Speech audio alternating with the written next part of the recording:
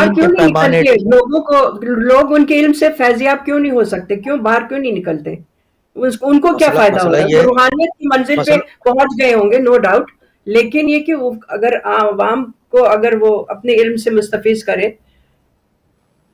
देखिए मसला ये है उनकी बात कौन समझे।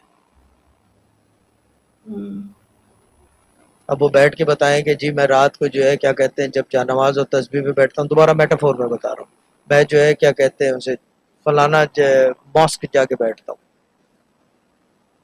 है ना, आप यकीन कर लोगे? मैं तो बिल्कुल ही नहीं करूंगा, मैं अपनी बात मैं तो बिल्कुल ही नहीं करूंगा। मैं तो कह दूंगा भाई बेस्ट ऑफ लक, बिकॉज मसला ये है कि जो पिछली बात आपने पिछली दफा कहा था आई एम कूल बोलूंगा भाई बेस्ट ऑफ लक, और क्या बोलूंगा, ठीक है ना, यही बोलूंगा और क्या। चीज ये है कि वैसे आम फहम आदमी यकीन नहीं करेगा।